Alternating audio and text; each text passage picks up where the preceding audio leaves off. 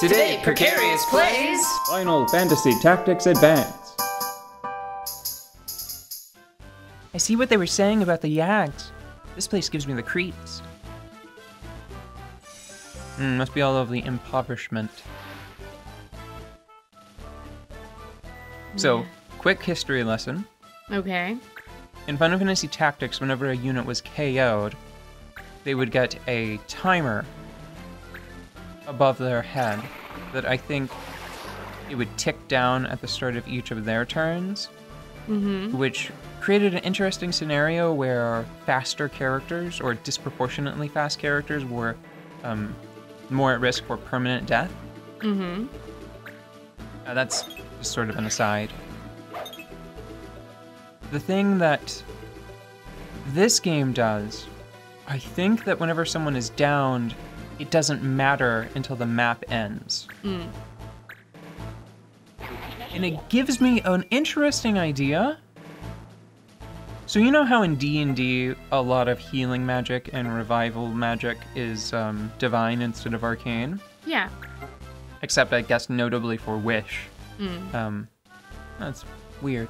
Anyway, sorry, I just had a realization about Wish. They both have really low HP. Good. Get him. Got him. I mean, oh, you do have to kill them, don't you? Yeah, it's fucked up, isn't it? Yeah, this is fucked up. We went the whole, I mean, if destroying worlds isn't enough, let's get some blood on our hands. God.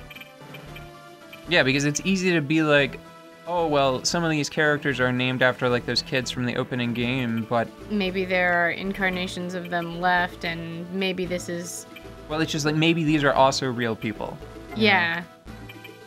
You're like, who are we murdering right now? Hopefully they were all criminals in the other world, too. Still, I don't like murdering.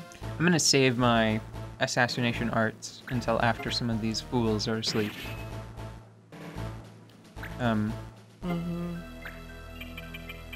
Which, with any luck, will be now. In this game, it makes me think that maybe the judges... No, that doesn't make any sense because I can still cure and cast life.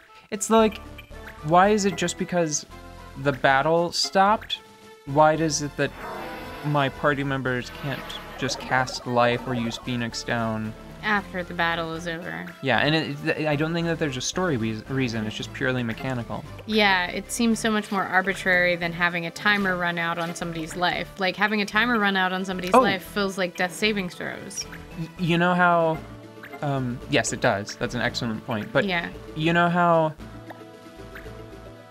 the undead in this game, whenever they are downed, they get a timer above their head.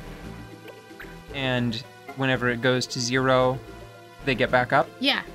The reverse of that. That's how it used to work? Yeah, that's how it worked in Final Fantasy Tactics. And it was interesting because whenever someone died in that fashion, they would usually either turn into a crystal or an item box. And if it was an item box, then if you moved to it, I think you would either get... I think if it was like a monster, you could get a consumable item.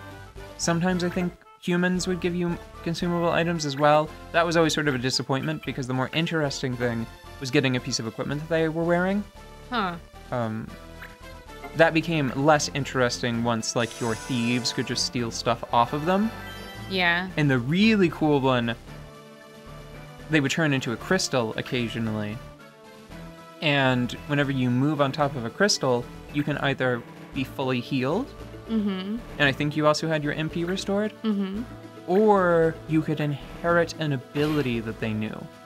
That's crazy strange. And it, at one point, I think it was like much more important to the game. And whenever I played it more recently, I made it a much more important part of the game for me.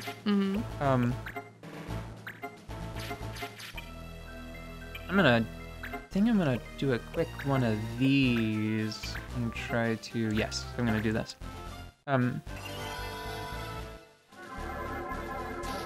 The game, its intro, like that opening pre-new game cinematic that starts up like right as soon as the Square Enix logo has faded. It tells you that that's what the game is about. It's really interesting. Because it says, like, I don't remember the poem, basically, like that opening poem exactly, but I think it's like, as this warrior's life is fading, he clutches a sword to his chest and inscribes his memories on a crystal. Oh. And it's just, if it is not exactly telling you how that process works, they can't be a coincidence, you know? No, it can't. Like, it couldn't have just been like, oh, well, that kind of sounds like what happens. I think that they are... No, that's far too close. Yeah. So it is telling you the tragic story of what happens in the last moments whenever somebody's bleeding in the field right before they twinkle and turn into a crystal. Stop. That's crazy. Gonna hit him with the ring attack. Also, like, it doesn't quite match the tone of this game. Yeah. My stuffed friend, my stuffed animal party member, basically, just hit that guy with a clown ring. Yeah. To try to stop him from moving for a while. And he might die. No, he's going to die because we have to kill him. Like, the only saving grace in this situation is I think that the battle will end. Wow, he really got me with resonance. The battle will end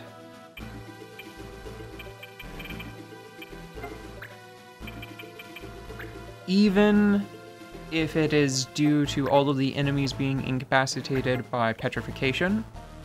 So I don't think that your characters are considered dead if they end the battle being petrified, but that's such an edge case. I'm not super familiar with all of the rules for the Yags for, you know, obvious reasons. Like, why fuck around with it? Like, just don't let your characters in the map petrified or dead. Yeah. So I think I may have just saved this guy's life. Hopefully. I mean, goodness. Or like, maybe they just stole a ship, you know. Or maybe it will. Well, it's weird because I don't even think that they stole the ship. I'm pretty sure that they just crashed it and then left. Like, that's so messed up that they crashed it and left, but like, I don't know. I don't think it's death worthy. Yeah, just, man, this is straight up vengeance because it's not like they're gonna get the ship back. They're not going to get paid. That's true. They're not gonna get compensated. They don't need to kill these people to file an insurance report. Well, we, I think, are going to get compensated, but I think we're going to get compensated by No-No. Oh. I think that that's what the post-battle rewards represent in this scenario. So he's putting himself out just to get a little bit of revenge. Which is just such a tactical nonsense. I don't know, maybe it's a racial thing. Maybe he's like, what did he sound like? He's chubby cheeks and sort of sickly up here, right? Mavlok, my brother, maybe he doesn't want people to think that they can mess with Moogle engineers. Yeah, maybe. I'm sorry, I already forgot your voice. No, I think it was like this. I think it was too. Okay. It was stuffy. Yeah. But you know, maybe there are maybe this is a widespread problem. So they're being made an example of, yes. Yeah. It's not that much better. You know what's going to be really not much better? What? So I remembered a trick. It's a trick that you really only need now. Oh no, wait, he's so close to death that I can probably just give him a smack. Give him a quick little poke. Yeah, that's close enough. Okay. Oof. Dead. Soon. It's just the alternative was like throwing a knife at that bug. Yeah. I don't have time for that. Let me think.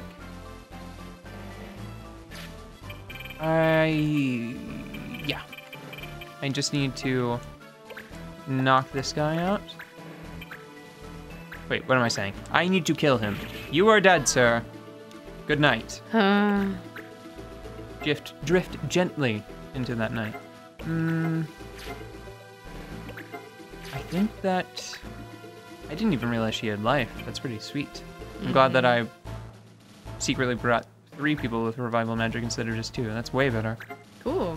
Gonna hit this bug with sleep. And it makes me wonder, like, this is one of the reasons why I brought up that point before. The monsters. Do they actually always die? I don't know. That's sad. Yeah. And the ones that don't die, or it's just the ones I capture, right? And did I mention how before I don't know if I brought it up at the time, there was a quest we had to recapture a bunch of monsters, presumably for the monster bank. I captured some of those monsters mechanically for myself. Yeah. I just wanted to point that out. I basically stole somebody's pets. You're just like, I steal pets from the popular people. Oh yeah, I totally stole pets from the popular people.